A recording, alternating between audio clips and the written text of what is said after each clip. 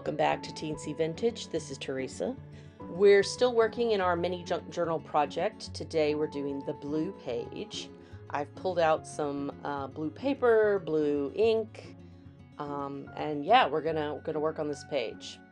First order of business is figuring out what to do. I noticed that somehow this page got glued together.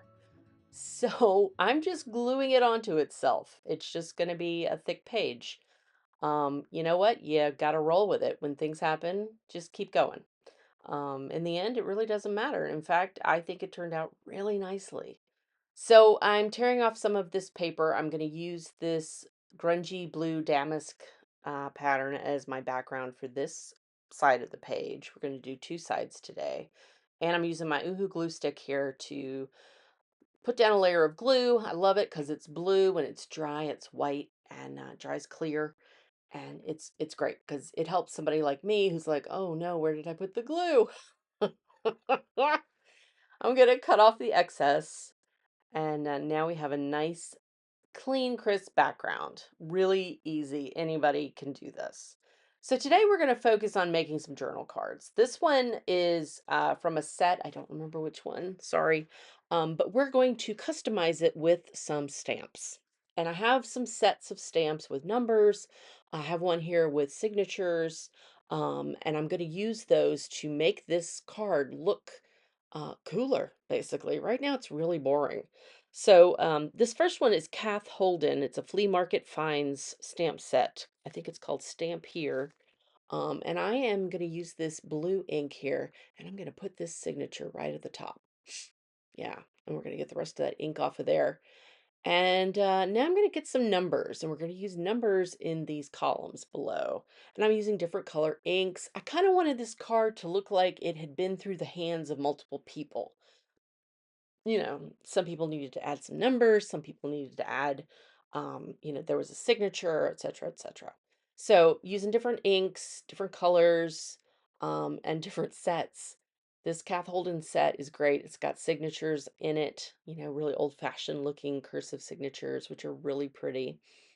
And then this other set is a creative expression set by, let's see, Poole called Numbers from the Past.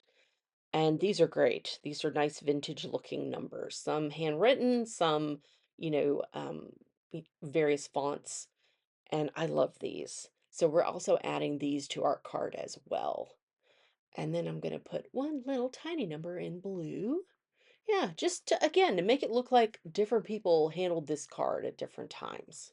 So now I've completely customized this card, and I'm going to take some vintage photo distress oxide ink, go around the sides to kind of age it up, and then to make it look even more like old and touched, I'm using this Tim Holtz little cutter tool to, kind of gouge some not holes, but some spots on the side of the card, just to make this card look like it's been around the block. Fold the corner down. It's just, yeah, now it looks really distressed and it looks really cool. So I've got this other journal card here. I've just cut off a corner of it to make it into a small pocket. And I'm just going to use some glue to glue down two sides and adhere that right there. And now our beautiful grungy card can sit right in the middle. Now I want to put some embellishments here, and I found this beautiful moth. We'll put the moth on there. And this is all continuing with our blue theme. We've got blue card, blue background, blue ink. Yeah. And now I'm like, you know what? This needs one more smaller card. So I've got this entire little box here of very small uh, trading card size images that came from another kit. And I'm going to round all the corners. And of course, I'm going to put a little vintage photo ink on there.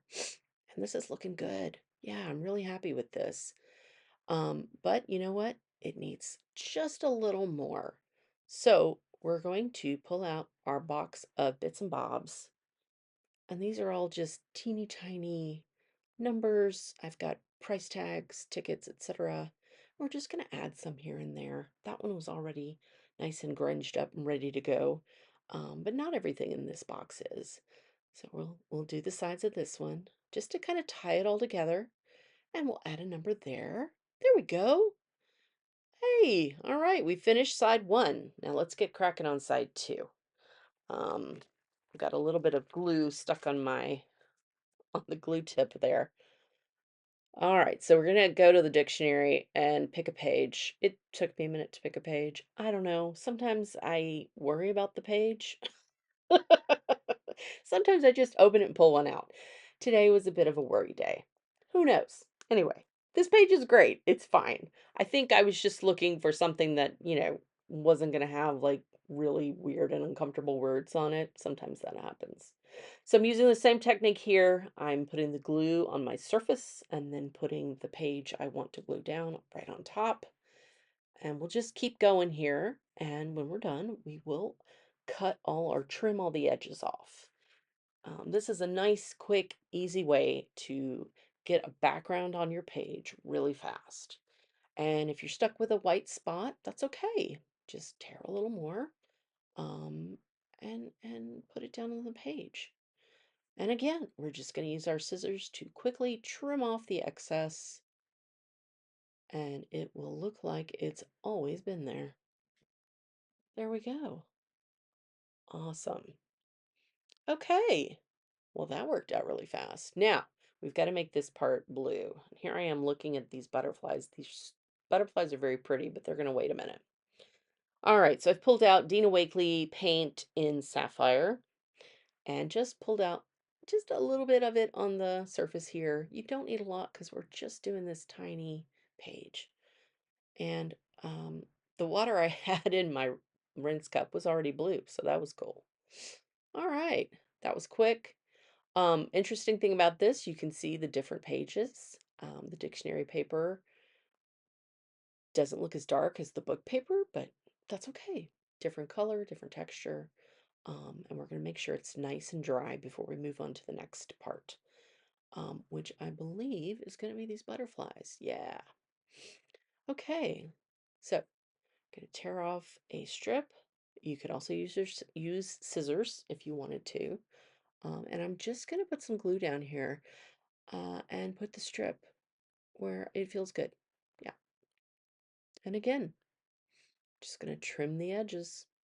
You could fold them over if you wanted to, but I figured that'd get in the way of my nice pocket, so I didn't do that. Okay, so now I have a blue page, and it needs something else. And that other half of the blue card from earlier is sitting on my desk, and I was like, you know what?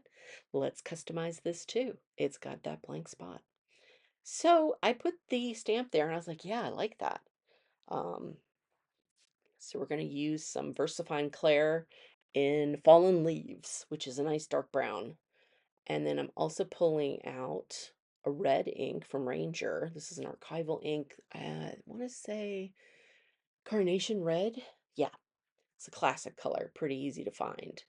As you can see, the manufacturer kind of overfilled mine. It spilled a little. This was a long time ago, but yeah. I often test out what I'm about to stamp just to make sure it is what I want to stamp, because once you stamp it, it's on there. And then I'm going to stamp off the remaining ink. Yeah, this is looking good. And I was like, you know what? Let's add a little small piece of paper here to make it kind of match with what we had done on the other side. So I went back to my box of bits and bobs and pulled out a couple things. One was this fake stamp, which I didn't like. The number I did like. So we're going to keep that number and glue it on. Ta-da! Beautiful. All right, so now we're just going to find a paper clip, and I'm just going to paper clip it to this back side. After I grunge up the edges, of course. All right. We're almost finished here. We're just going to place a paper clip, and that's it. The blue page is done. Thank you so much for watching, y'all. I will see you next time, and stay safe out there.